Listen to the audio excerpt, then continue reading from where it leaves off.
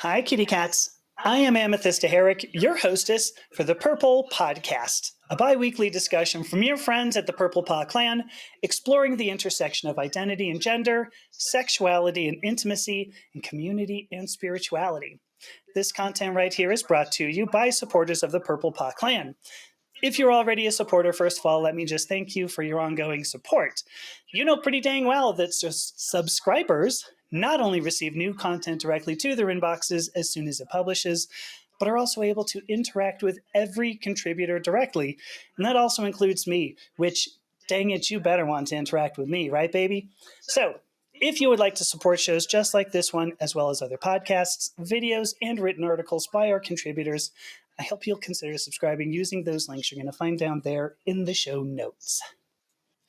Today, I'm very, very excited to be speaking with a new friend of mine, Paul Cram. Hello, Paul. Hello, Amethysta. Thanks for having me on.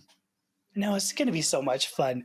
Paul and I were talking for about 45 minutes before we started recording. And I'm already in love with you. You're an amazing person. I already love you. Do you want to just cut it there? I love it. Get done. I love it. Yeah, no, that's all we need. That's all we need, folks.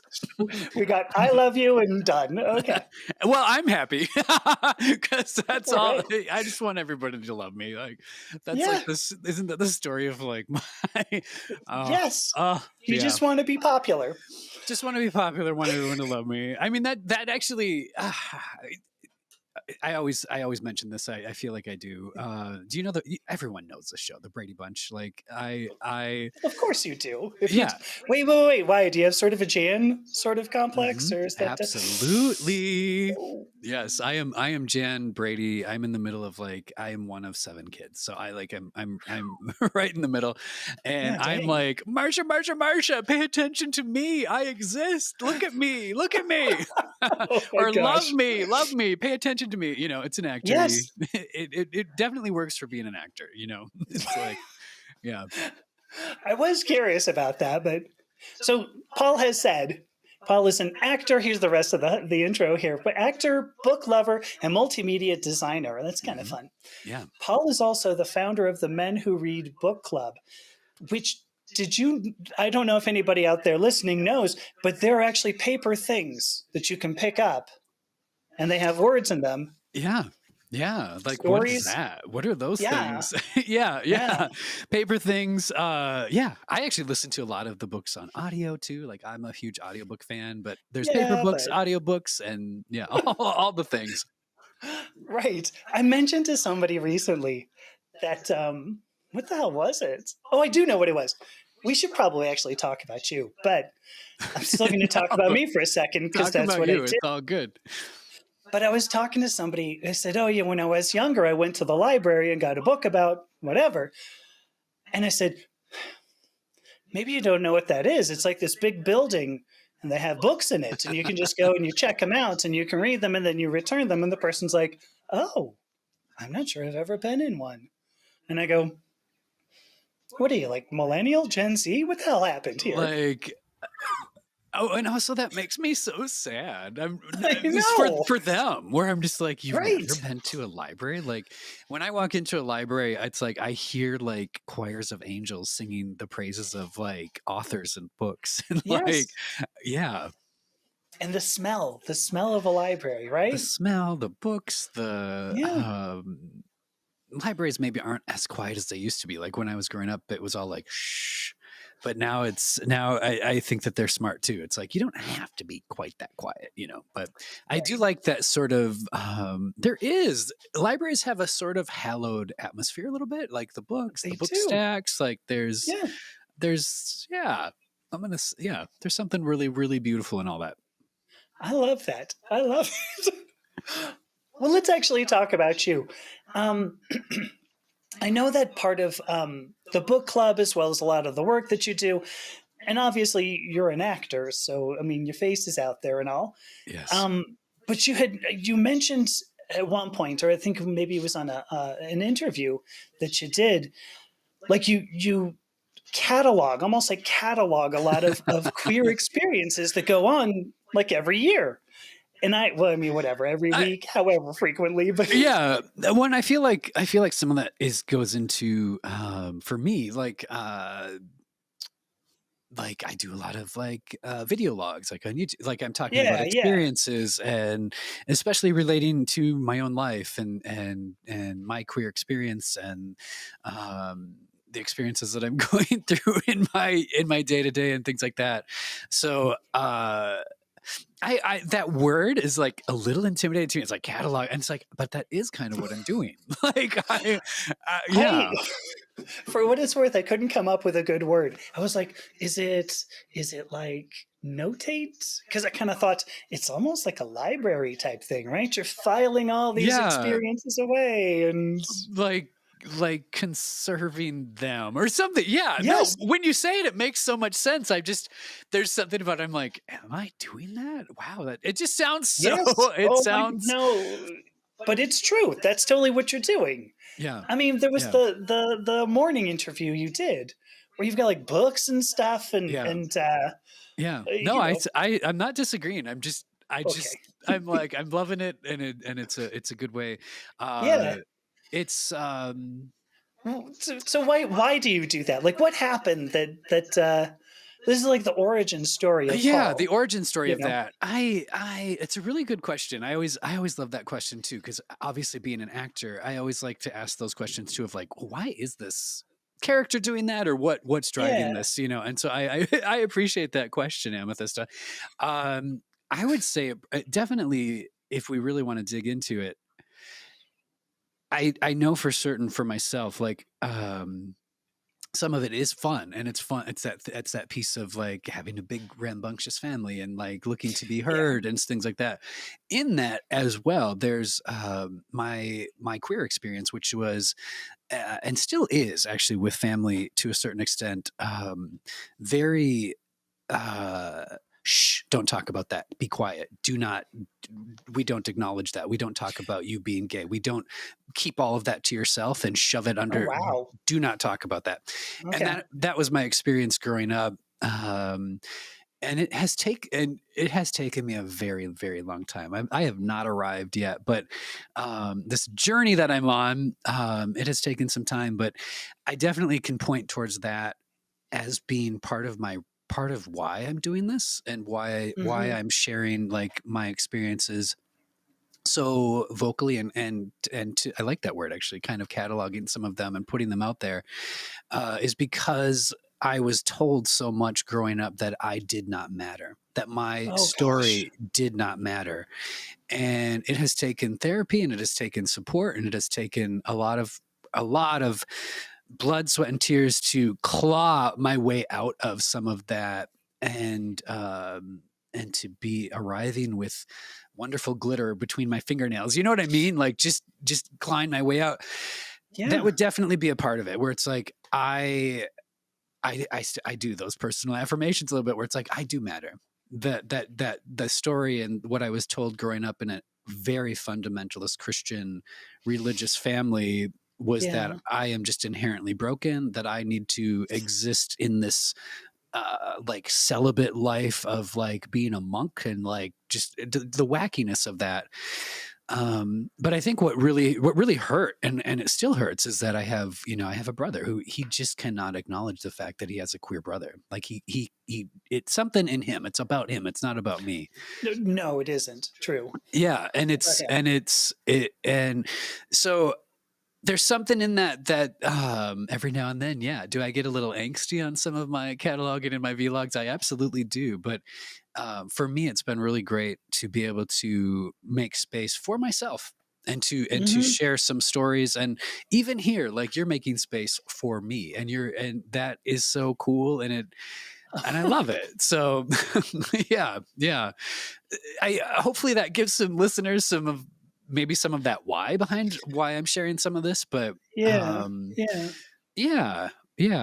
been good. There's like I said, I haven't got to this point of being able to even share some of the story and some of my life alone. And I think that that's another takeaway that I have in this life, is it's like, oh gosh, like I would love it too, if in cataloging some of this and sharing it, that it would also inspire and help other people. 'Cause that's what has happened for me, listening and hearing. Yeah. So, well, I mean, so much of why why I'm talking to you, a lot of why we do what we do, like you and I both, is because we both grew up believing we were broken.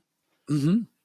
Yeah. I mean, I think it sounded like you had more of a Christian upbringing than I did. Well, like it was enough, conservative parents, especially if there's religion involved, like it teaches us we're just plain wrong. I mean, I've talked a lot about that, and I find it deplorable because, I mean, I'm going to go off on a little bit of a tangent, but I'd love your input on this. They think they're helping us, right? They think they're doing what's right for us, but what it does is harm us over and over daily. And you're saying today, what you just turned 21 or so, right? 21, 22? Right. Yep. Yeah. Cause 22? Yeah, I just turned 22. Yep. That's 22. We're going to go with that. So 22 years worth of not being able to acknowledge who you are in family. I think that's deplorable. So the stage is yours. It's deplorable. I mean, I wholeheartedly agree with you, and it's something that it is to be told over and over and over that you're broken inherently. From that religious sort of a mentality of it's like you must have this deity to save you, and I get that. I understand like that belief system. Boy, do I understand it. But where it is so hurtful and so there's such a strangeness to it now that I'm removed from it and out of that now, where I look at it and I look at siblings of mine and the most kind, compassionate, loving people until this religious dogma comes into play. And then all of a sudden it's like I can see a mask on one of my sisters. I'm like, I'm not talking to the essence of who you are. Now this is your dogma coming out, and you are being a vile, disgusting, horrible person who is choosing that. And there's something really deplorable in that. I like that word. Yeah. And it is like it's very traumatizing as especially to the younger version of me. It's traumatizing to be told that you're broken, and that you not only are you just like a sinner, like just a general sinner, like everybody, like that I was raised in, but it's like, but you're more than that, and you're like special kind of you're sinner. a special kind of sinner, yeah.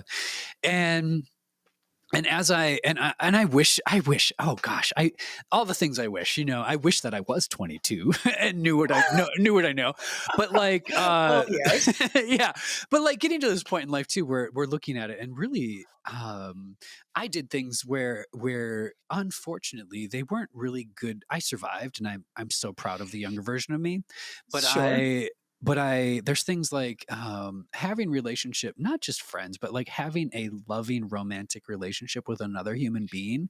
There are things that you can only learn about yourself through that experience. Oh, sure. Yeah. And to have family and religion and family friends and preachers and pastors, to have them denying me of that lived human experience is so like I won't be quiet about that anymore. It's like, no, that was so damaging to me as a human being. Like these experiences of being able to love someone and express that and feel that back and to be loved, I deserve that in this life. And I have told, and I'm going to get up on my soapbox, how dare another human being do that to another? How dare my family tell me that me being loved is not acceptable? Like that is vile. Like that starts to get to a point where it's like, you want to talk about abuse? Yes. Yeah. Yes, it is. Yeah. And they pitch it as for our own good. It's pitched as love. The worst part. Yes. Mm-hmm. Yes. It's that tough love. It's that, well, this is what it says. And that's where I've actually had to go down this rabbit hole. I love books. I do not wear this shirt. Ironically, I'm wearing a book nerd shirt. And I have gone down the rabbit hole of, I was just like, okay, well then fine.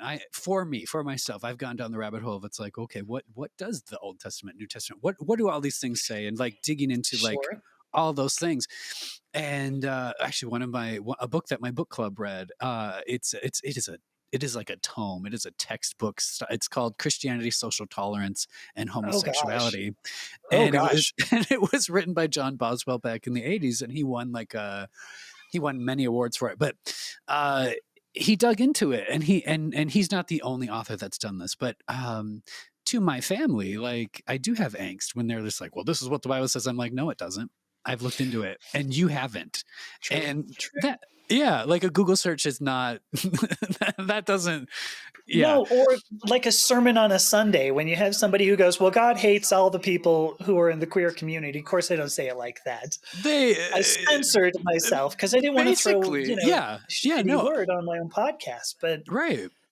And that's not reading the Bible. That's not understanding what this religion's about. But sorry, keep going. And no, I'm with you. It's not accurate. It's actually, it's a very, for our purposes, I feel like I'll just say this really fast too. I think a lot of people have heard this and do know this, but I want to say it anyway. It's like in the book that John Boswell wrote, he came to the place where he was just like, all of the instances throughout the Bible where it's referencing what our modern day interpretation of like the word homosexuality, he's like, that word didn't even exist until very recently. He's like, these things that we're referencing throughout the Bible, oftentimes they're dealing with power dynamics, and they're not talking about a loving, committed relationship. And they're talking about power dynamics. They're talking about horrible, awful things. And property some of it, rights too. Property rights, like in Leviticus. Yeah, so and Leviticus 18:22. Yeah, and it's all these things, and it's not pointing towards what the modern interpretations say, and also some of it too, we're guessing some of the words and things like that. It's like, this was written 3,000 years ago. We don't actually know, and so I just wanted to say that. But I'm also getting to a point in a place in my life where I like on the spirituality religion spectrum, like I'm like, I don't know exactly what is, and I really like not knowing. As one who grew up in such a harsh religious upbringing where it was like, this is the way, it's like, actually for me there's a lot of peace found in being like, I'm not exactly sure what's out there. I find peace in that because again, I've had it beat over my head, and it's like, no, I'm good with maybe being a little bit like, maybe I'm agnostic, maybe I'm, you know what I mean? All those things. Oh yeah, I totally hear you. Yeah. Can I actually let me interject a moment, because I love the way you've said that. You like, I think you said you there's peace in not knowing, I believe was the way you put it. Mm-hmm. I love that. So coming from a scientific background, right? Every scientist, like, we know everything, right? You know everything. Right. It's fascinating now to see, like, the Bible, they say, well, see, the Bible now backs up science, right? Because there's only male and female. It says in Genesis, because I'm sure Moses, when he was writing, Genesis, was certainly involved in like, sexual reproduction, studying sexual reproduction, but we don't allow ourselves not to know. And I agree, there's a peace in it. There's a peace in being able to go, I don't know. I mean, do we have to have a strict definition for everything? Do we have to know everything? There's a peace in being able to look at somebody and go, I don't know. But we don't like doing that in Western society, do we? We don't like doing that, and we don't. There's a lot of places and spaces where I feel like, for myself too, and I'm talking to myself in this too, I want to do that a little bit more. I don't always want to be. I like being sure of things. I know you do too. If you're talking about being a scientist, I mean, it's wonderful to have knowledge, and but it's also there's something great in being like, I don't know. And Yeah, we have to be able to, this is the way that I think of it. If we don't know, we have to be able to admit that. And, I think when you look at, especially if you look at politics today or religion today, these are not people who go, okay, I'm willing to admit I don't know. We have to know, because if we don't, you had mentioned power dynamics in many of the biblical phrases there, but I think it's the same in Western society, modern Western society. If you don't, because what was the Schoolhouse Rock thing? Knowledge is power. Is that right? I love Schoolhouse Rock so much. Like, right? yes. I think younger listeners are like, true. What are they talking about? No, right. There's somebody in Gen Z going, no, was that the movie with Jack Black? Yeah, nope. No, it was not. No, but that was one of the like tenets, fundamental tenets, right? When you have more power, and I think there's a place where that gets pathological, where you go, that you're trying too hard. Go. No, you're trying to. I'm just nodding my head in agreement with you. And isn't there? And you're the scientist. I'm the actor. Like, usually I get a script and people are like, say this. but there's I feel like in the scientific method, like, isn't there? There's part of that too, where it's like, actually, you shouldn't make your decisions so quick. You should be like, wait, I've got some data, but that doesn't mean diddly squat. Like, it's like, tried and true and all the things. And yeah, I mean, there's so much in that for myself, specifically, like I talk to people too, like I have friends who are they're religious, they're Catholic or Christian or things like that, and I don't begrudge them of that, and I do believe in something more right now, and I just and it's that thing though, from talking to like my bestie, she talks about it, and she's like, Paul, she's like, your experience with religion is not my experience, and excuse me. She just points out, she's like, your family was a little wacky, not a little, like a lot. Like the cultishness of like some of what I grew up in. I always feel like I'm like, oh wait, oh yeah, that's right. Not everybody was doing what we were doing and wasn't as extreme and severe. And it is really apparent to me, again, like having some distance from it and being able to look at it a little bit more these past few years. And I am embarrassed in some ways, Amethysta. I'm embarrassed to say that actually it is more recently. It's in the past few years. Like, it is very recent for me to have really unpacked some of what I believed. And I'm embarrassed because I'm like, I feel like I knew this, but it really took me until more recently to really dig into it. But I appreciate, like, what I guess where I'm going with this. I appreciate what my friend was pointing out, is it's like, I was in a extreme Christian nationalist sort of it's very much a political front presenting itself as religion. And that was good for me. It was good for me to see. It's like, wait a minute, these aren't the tenets of what Jesus Christ was talking about. This is like a very, very extreme right wing, like wackadoo, like, yeah. It's just, and I think it's important to realize that and recognize it, because of even what the last, not even just right in the moment, the political landscape, but just like the last 20, 30 years of like, it's just,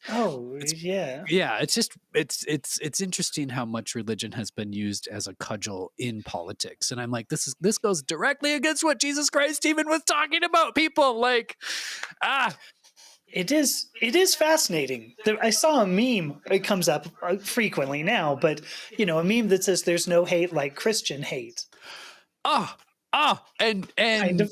A friend of mine told me that, and I like about almost fell over because I hadn't heard it before, which again probably shows you how insulated I was. But it is that thing where it's just like, oh, do I feel that? That hits me to my core. I know. Right? Yes. And the funny thing is, like, the first time I saw that, I was like, no, that's a religion of love. Wait a minute. I was like, that's a great point. Like, how do you have, I'm trying to remember, it's somewhere in the Last Supper where Jesus says, the one thing I say unto you, love your brother, love each other, or something like that. Okay, what is this? What was the whole thing? What am I looking at then? What in the what? It doesn't even make sense. Yeah, you're right. There's no hate. Yeah. No hate like Christian hate. There's no hate like Christian love. Oh, that's so painful. and it is that thing too. And like I am such a reader, and it's I would say, like, where does my love of books come from? Actually, I'm curious where where does yours come from too? But it's that piece of I've been trained and indoctrinated to doubt myself. So like knowledge to me is like, I'm like, I need books. I need, I need knowledge. Yes. Yeah. And I really liked the book, How to Be an Adult in Relationships, because I was just like, oh gosh, and I read it, and I was like, and it's a very mindful approach, and I loved it though because it's based on the 5 A's, and I'm going to get them all wrong, but it's like allowing. The allowing one is the one I always remember, because it was like, if I love someone, like in how to be an adult with them, is it's like, oh, I allow you to you get to make your decisions, you get to do what you get to do, but allowing for that. And I feel like in the religion I grew up in, there's no allowing. Oh no. And that it's that tough love thing. So I really like that, where it's I'm going to allow people to be adults and to make their own decisions, and to Also, it is sad to me that a lot of parents, I see it a lot with a lot of parents, and even in my own experience, that allowing peace didn't happen, where it's like, just my parents, I believe, were from that generation where it was so like their kids were a reflection directly of them, which I think is, I think that's I think we're growing as a society where it's like, not quite so much. Like we're allowing for people to be like, oh, there's such a duality in there. I have to point out, like, I went to my mom when I was like 16 or whatever, and I was like, I want to be an actor. And she was just like, cool, how are you going to do it? Like, she didn't like trample on it at all. She was like, that's great. Like, how are you going to do it? So like in that way, like this wonderful, like allowing. Yeah. And then there's this other side where I'm just like, again, this is where I get so angry with religion, because I'm like, I think that's who my mom was. But there's this like religious thing that she's choosing, where like, how wonderful would it have been for the younger me, or a lot of people, where if you were, queer, that your parent would just be like, cool. How's that going to figure? You got to figure some of that out. What does that mean? Yeah. What does that mean? And you get to figure that out. That wasn't my experience, but that's what I think of that allowing thing would have been great. And I feel like with parents too, it's just like, discover who your children are. Don't dictate to them who they are. Ooh, that hits so hard. Yeah, yes. Gosh, I'm gonna write that down. That was beautiful. Because it's the same thing that I've said, but that was very. See, I can't even say it. It was so much more succinct than anything I've said. Discover who your children are. Don't dictate who they are. That's beautiful. Oh my gosh. Keep going. Sorry. No, I'm with you. Drop another pearl on me. What else do you got? These are things that yeah. No, I appreciate it. I'm blushing. Yeah. Well, so I've got to know too, because you said, and I want to. You actually asked the question. Why was I interested? I was going to say, would you answer the question for me too, please? Because I'm curious if it was similar. First of all, yes. If I'm always wrong, but I don't know why, I got to go find out. And so, I mean, I've gone through a lot of. When I was a kid in the library, I looked at witchcraft was one thing, right? How do I fix myself with witchcraft? Ooh. Hypnosis was another one. Can I fix myself with hypnosis? Yeah. And when I was in 4th grade, I think it was, somebody gave me a genetics book, like you do, right? In 4th grade? Right. In 4th grade, you're reading about genetics. Absolutely. I mean, made sense to me. But then I went on to go do genetics in molecular biology. I did, because I thought it was going to be a way to fix myself. And so I always wanted to do research, but then I've always loved fiction too, in particular fantasy, Oh, yeah, because, I'm there. right? Because it just, I think the best way to say this, sorry, I'm stammering on this, but I think the best way to say this is that if I read somebody else's story, I didn't have to think about mine. Ah, that Same? resonates. Yeah. Okay. Yeah. Shit. There's well, and I have to say, like, were you aware of it? Like, No. because I wasn't No. either. Now looking back as an Yes. adult, looking back, I'm like, Right. Right. oh, and it does. I go, oh, like I feel so Mm-hmm. much for the younger version of me because I was like, oh, you were surviving and you were doing, Right. and so much, like props to the younger us. Like it's like, yeah, cool. Like Oh you my did, gosh, I yeah, know. yeah, and there's something in that too where I think that's, and I don't think I know that's where my love of the library and where my love of books and reading. Absolutely, there was a lot Yeah. of escapism occurring for myself. Right. Right. Yeah. What about acting? Did that play a part? I mean, I'm that sure. I'm that was sure. a Like, funny way to put that. no, I Did love playing a it. part play a part? Did playing a part play a part in the part? Yeah, no. There's The part of you that was parted away from. yeah, absolutely. I know.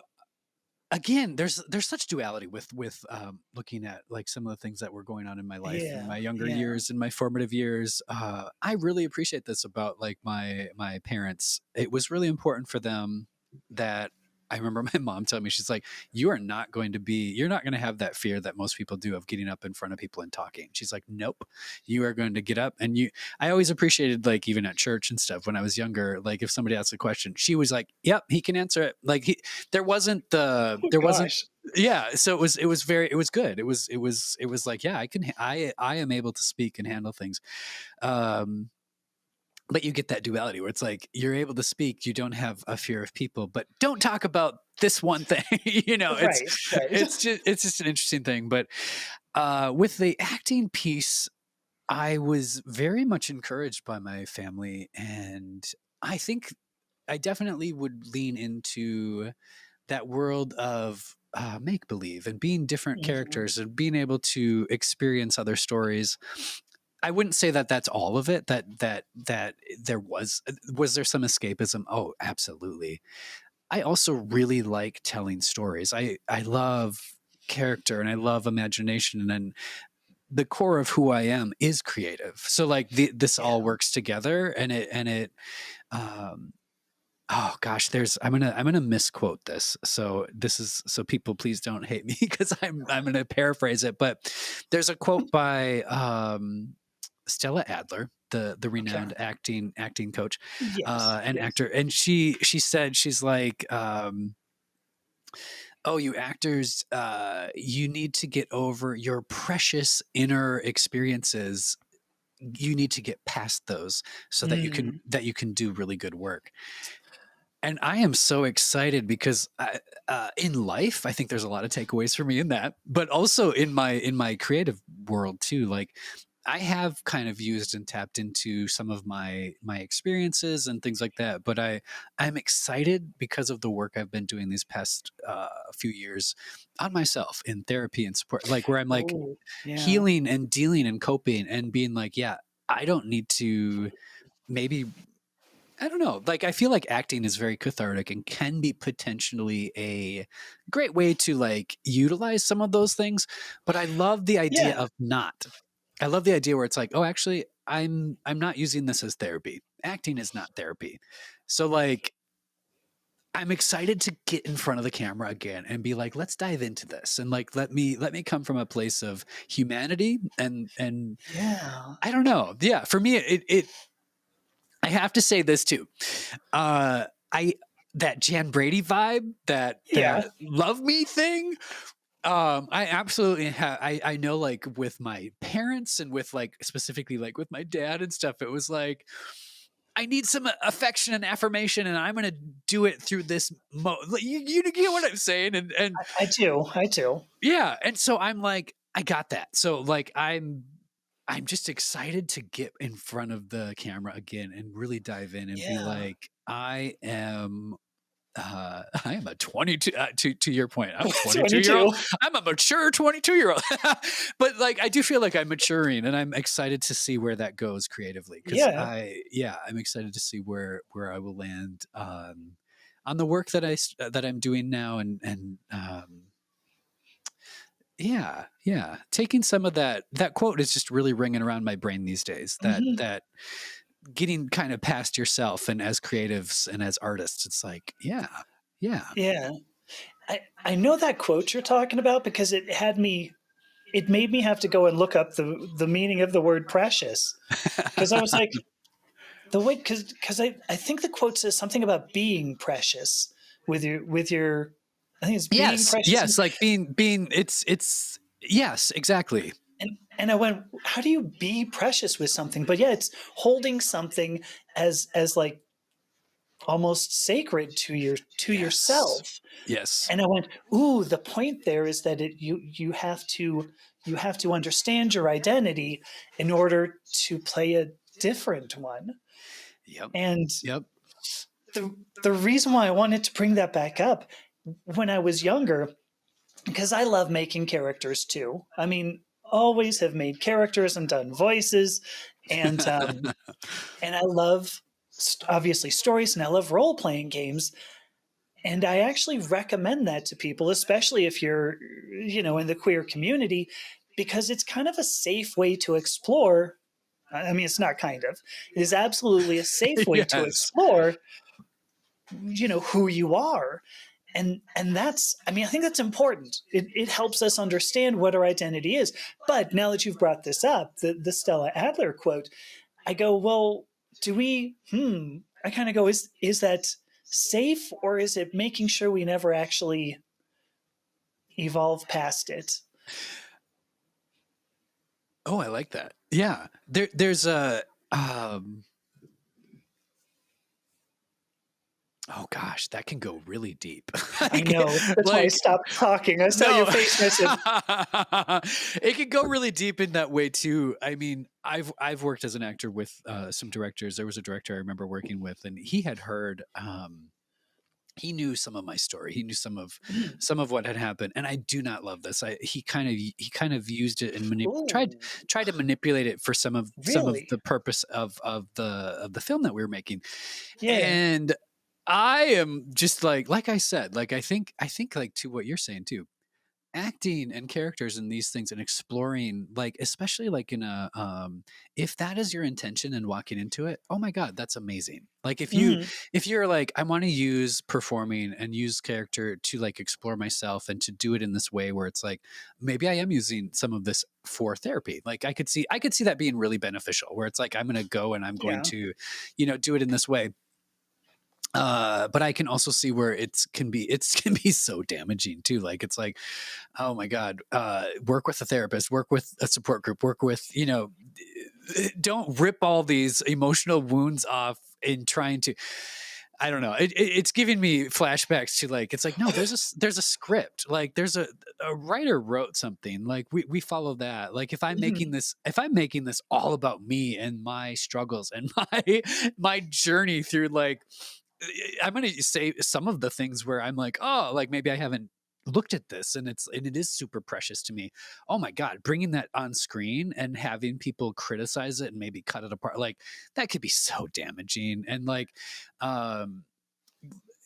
yeah, so I feel like there's a balance there, and I feel like some of what I'm talking about is, it's like, what is the obligation of the artist, and like your obligation to yourself and to art, and we can make I don't know. I guess where I'm going with, I really like that quote by Adler is, to me, and what some of my takeaway of it is, heal, then do this. Yes. Yes. That's my takeaway with it, where it's like, kind of work through that, kind of like to what you were saying, like, and it's not fun to look at yourself. Oh my God. Like it is so not fun to like look at yourself and to I mean, it can be fun to look at yourself, depending on. Yeah, I was going to say, it's a whole lot more fun to look at myself now than it was, say, 5 years ago. Because now I fill out a shirt much more differently than. Very shapely. Yeah. I know. I always have to bring up boobs in like every episode. I've got to bring out something about my boobs. I don't know how that works, but. I'm here for it. I think that's fantastic. I have three older sisters, and I do appreciate this.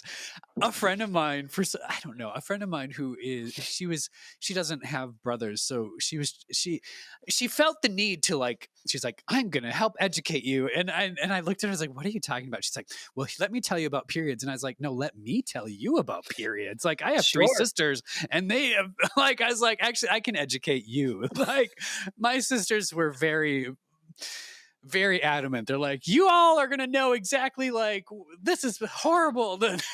Just, yeah, I know a lot about boobs. There is a certain, I'll just throw this out here. There is a certain simplicity to romantic relationships with men. I'll say that. There's a certain simplicity. Very fair. Like, I feel like you're being super kind. Oh, it's diplomatic. Yeah, no doubt. Because at the same time, that simplicity, at least, in my case, and I even, like, the men that I've dated, just throwing this out here, the men that I've dated, we're not, high on, like, the masculine scale. Like, we're not talking, Sure, yeah. Anyway, they were really in touch. masculine. They're in touch with all aspects of their. Yeah. Well, yeah. Yes. Right. Sure. Let's put it like that. I'm trying to be diplomatic too. No, it worked. So, but the men that I've dated, it's been a very, okay, just lie down. Nope. Just, okay, now do this. And I'm like, all right, well, that's cool. And then, you hang out with a woman and it's much more subtle. It's much more nuanced. It's, I wonder what would happen. I wonder what you would notice. I wonder what you would feel. Go ahead. You're thinking. I am thinking. Keep talking. Well, because, some gay men I've met, I'll just say, some gay men I've met have that sense of nuance. But I feel like a lot of masculinity is about, we're doing this now, done. Okay, we're finished. I'm going to get a sandwich and I'm out of here. Yep. Not you, of course. I imagine every relationship with you've been the kind of do the dishes before you leave kind of thing. But, whatever it takes. I chuckle because I can think of instances where it was like bing bang boom bye, and yeah, sure. and I'm sure because we're all human, where it's just like, yeah, and but no, there's and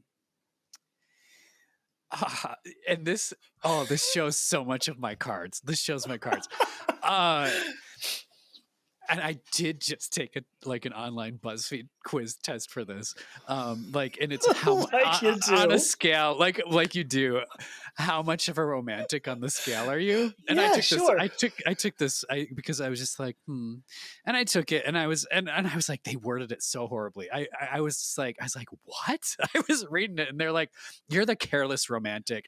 You're pretty good with whatever, just as long as they love you. And I was like, the way they worded it, I was like, this sounds like I'm super needy and like I'm just fine as long as you're here for me. Like, I don't care about anything else. Right.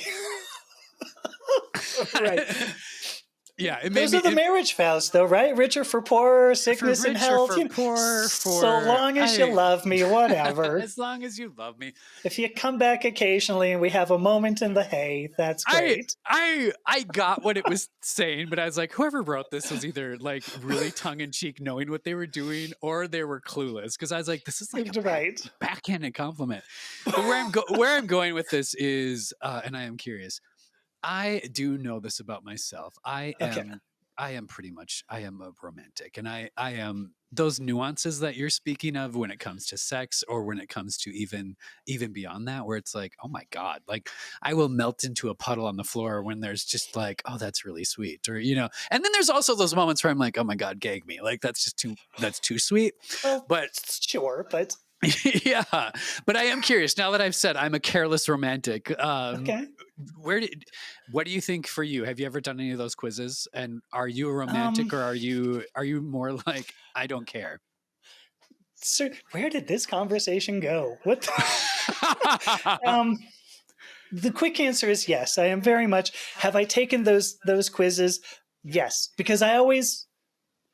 Yeah, all right. I'll come clean on this. Yeah.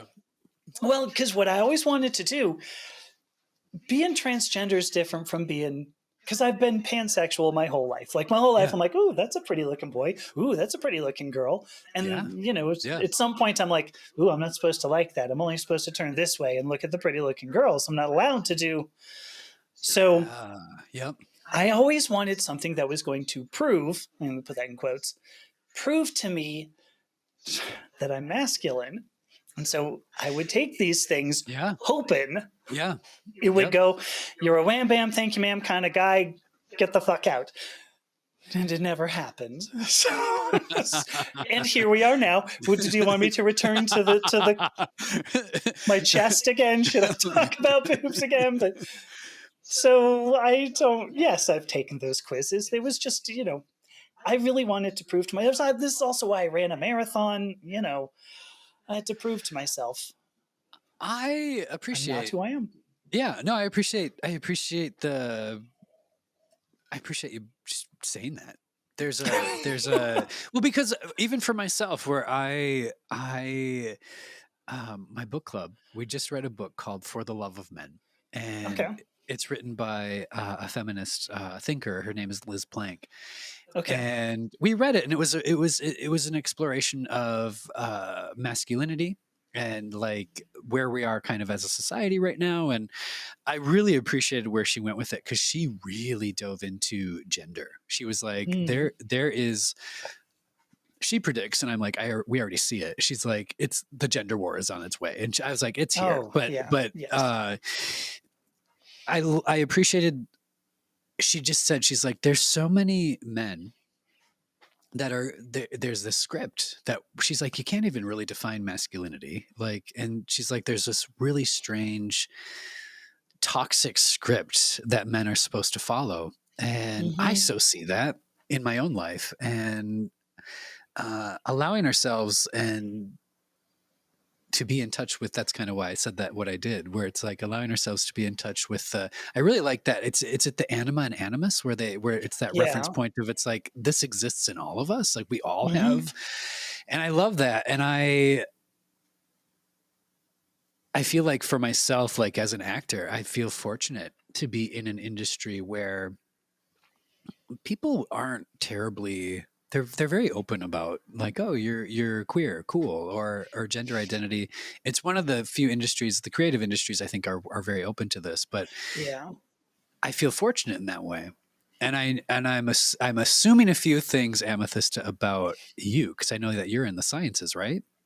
Now I think I'm an entertainer, but you're an entertainer. Well, or used to be. And I guess where I'm going with this thought, and I don't mean to lead it, but No. I'm thinking about, it's that thing of it's STEM, and there's just so many scripts that we're given in this world. And to bring it back to religion, I feel like with my family and stuff too, I think I'm like, why is this so hard? Like, and it's like, oh, it's because me existing in queer, and me existing just as a queer man, a gay man, goes directly against, because I'm bucking this script. I'm bucking, here's the script that you must follow. Right. Me doing that, just existing, is an act of insubordination.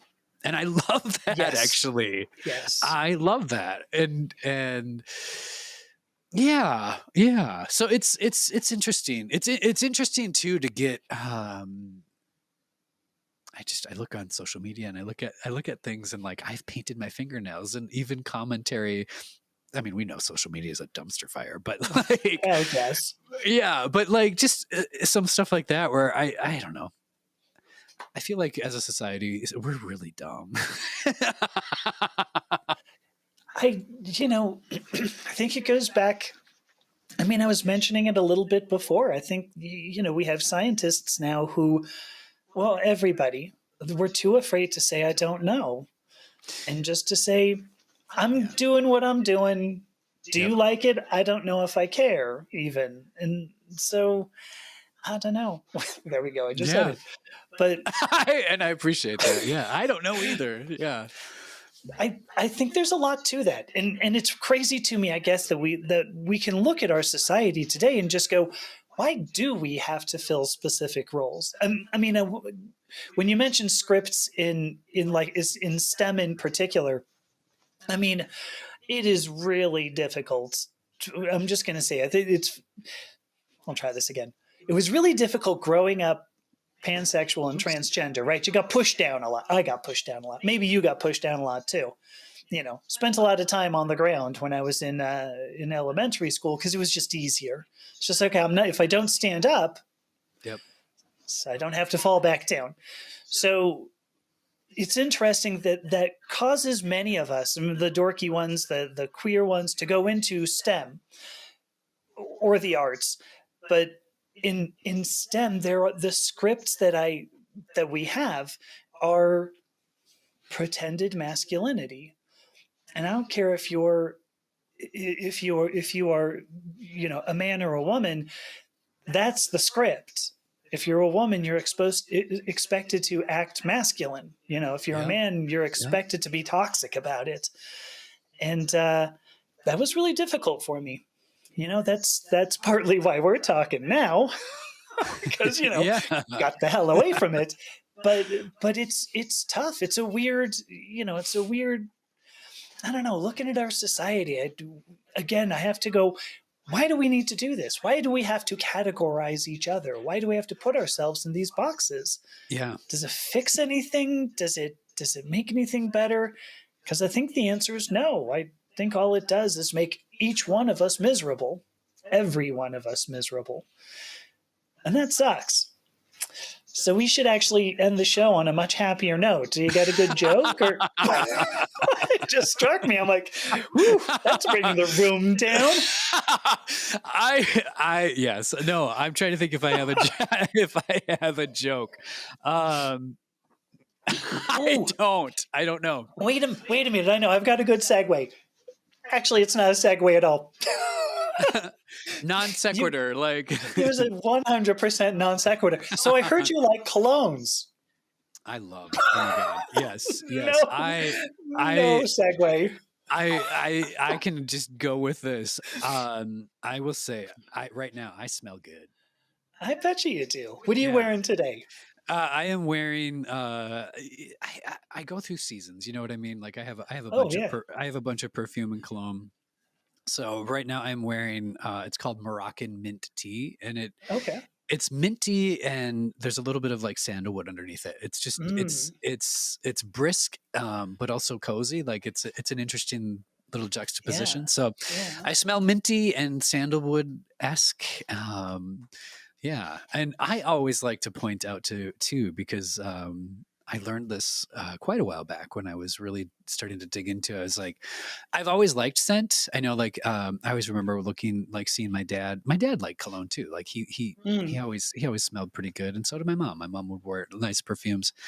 Being in the bathroom and like seeing the sticking your nose in them and spraying out. I remember that. And yeah, my dad he liked to smell good, so. I think I picked some of that up from him, which is great. But when I was really looking into it, I was like, wait a minute. Why do we do this? Again, to kind of touch on the society thing, because cologne and perfume, you might already know this, but it is not a gendered thing. It's weird that we've gendered it.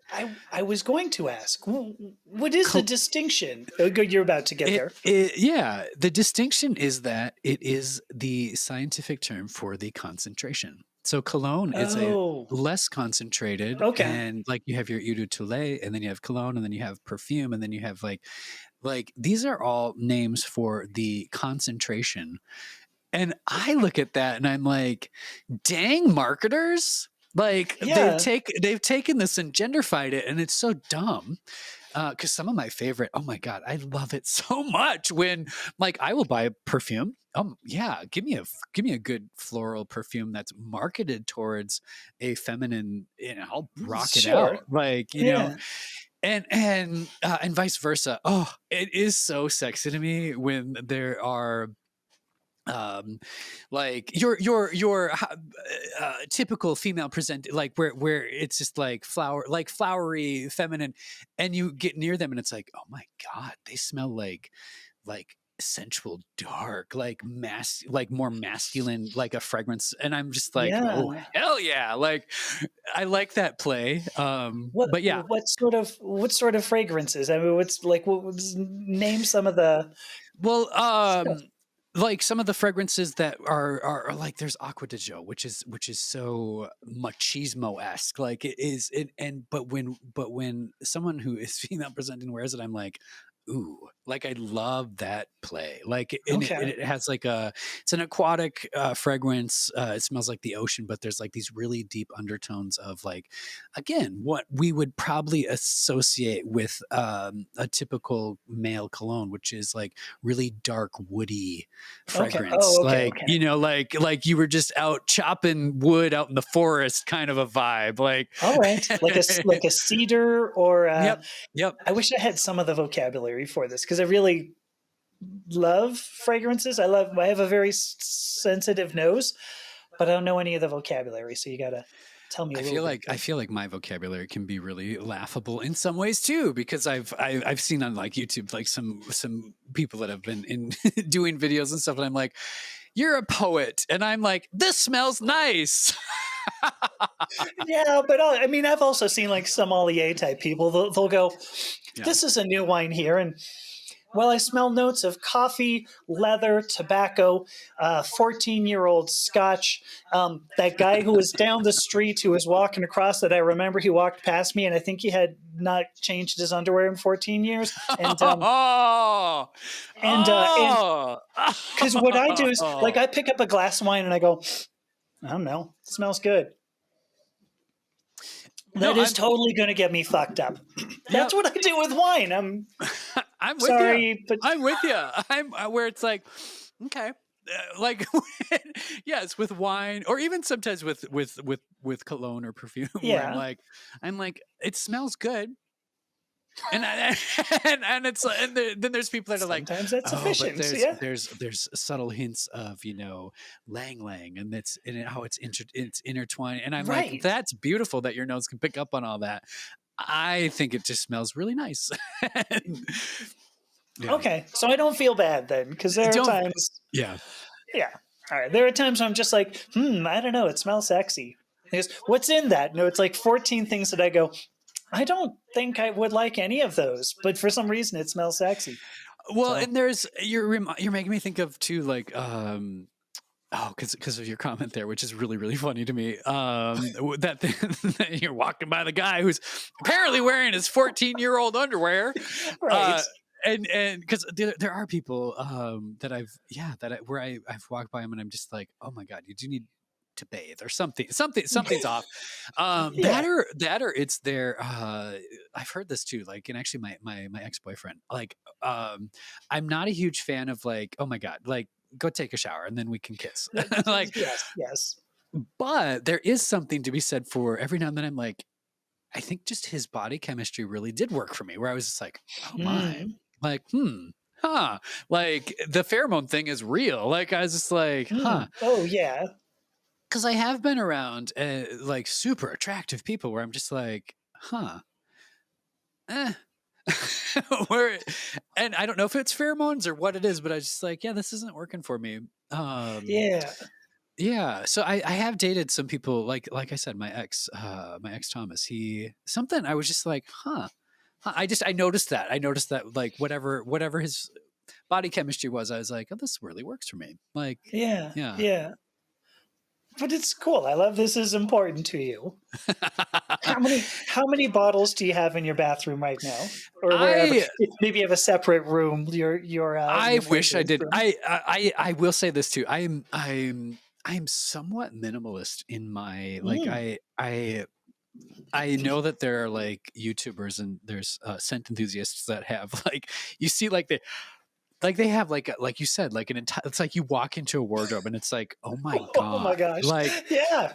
but no, I have a small little table in like my little entryway hallway. And I would say that I have maybe a dozen Oh bottles, gosh. which That's still a significant amount. But it is it isn't, it isn't like, it's a lot. It's like, I don't need all of this. This is definitely not like, I don't need all this. But it's I've talked to other scent enthusiasts and they're like, well, how many bottles do you have? And I'm like, oh, 12. And they're like, are you sure that you're in the right, like, you're an amateur. Get out of our space. yes, exactly. But I like to smell good, and I like Yeah. sticking my nose in places and things. And there's a joke in there somewhere. There's a lot of jokes in that. Yeah. Yeah. I may have to cut that just to make sure that we don't get demonetized on my problem, and maybe it'd be different now that I've transitioned. I've loosened up a little bit, but when I was younger, do you remember? Oh my gosh, I'm not going to remember who it was. It was an amazing bottle, sort of like this Art Deco looking bottle. And even back then, I loved the cologne itself was purple. I want to say, oh, fun. Alfred Sung. Does that ring any bells whatsoever? I'd Did have to it go and look. did it smell like Irish Spring soap? May have. Do you remember what it smelled like? Because Oh, I have Ooh. a bottle of Alfred Sung in my bathroom right now, and I want to say the juice might be purple. Is really? Oh my gosh, maybe I remember that. Maybe I got that right. But so the thing was, I was going to say, because I love that and I wore it for, a couple of years, whatever, maybe until it ran out. Because I was poor. I was a student, right? You're not buying $40 bottles of cologne when Yeah. you're an undergrad or a grad student. What the hell was I going? Oh, I know where I was going to go with this. What I was going to say was that I always was very concerned, like I had to find the right one. Absolutely. It used to be I had to find one. Like with religion, what's the one true religion? With Right. science, what's the one true science? Cologne, what's the one true cologne? And it's like, no, you can't really do that because there are seasons, right? You'll smell more vanilla in the winter. Yeah. You'll be more sandalwood or something maybe in the summer. Maybe, and maybe there's some fragrances that you only wear when you're feeling frisky. Like there's, right. like, there's a lot of different approaches to that. I used to be really similar to Amethyst. Okay. I used to be where it was just like I wanted a signature scent. Mm-hmm. I think it's fun. I think that's super fun. But I have sort of diversified that, and now I kind of wear different things depending on the occasion, which I kind of have fun with that too. And I definitely have some frisky scents. Like I love it. Yeah.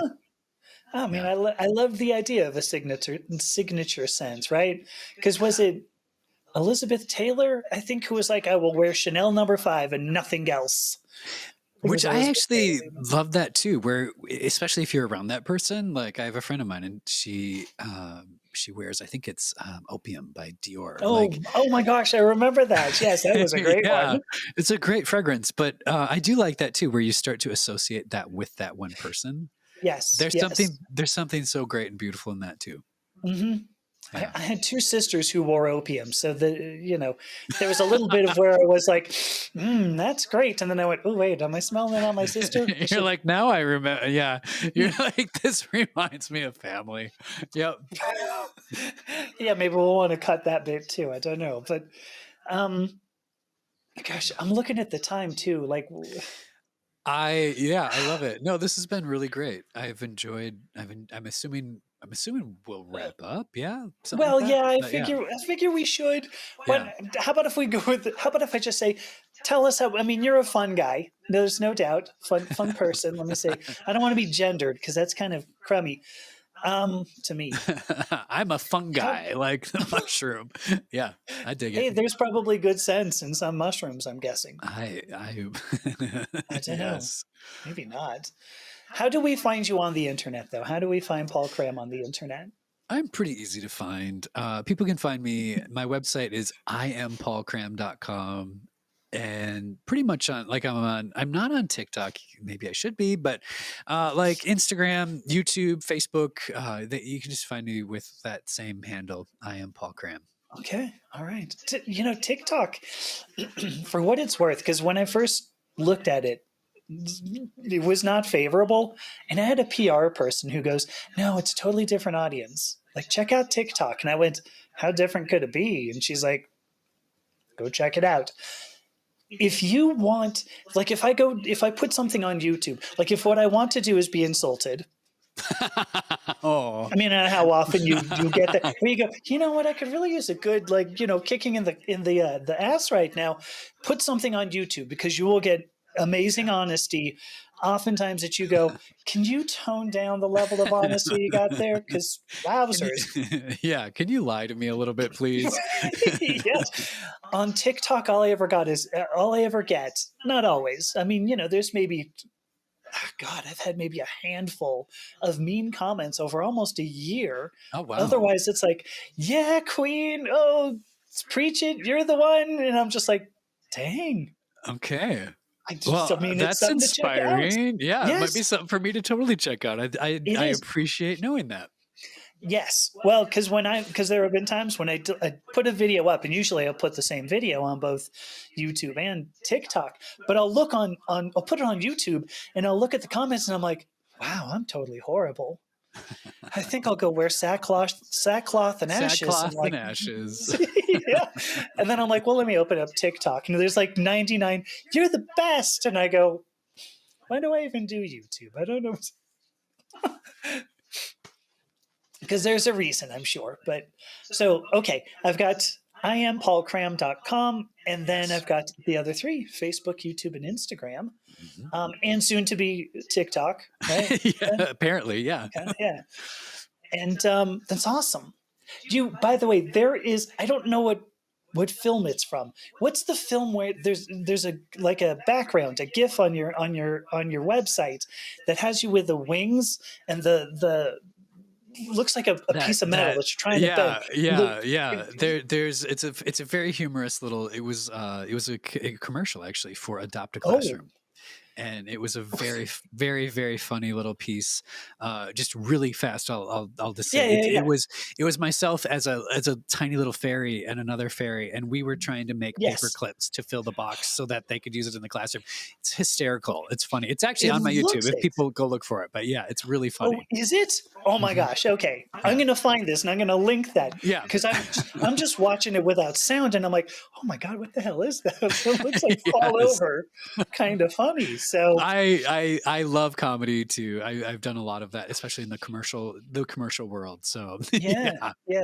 Oh, comedy is much, there's something to be said about like being serious and going, I want to change the world. But then sometimes like changing the world, like you got to take a break.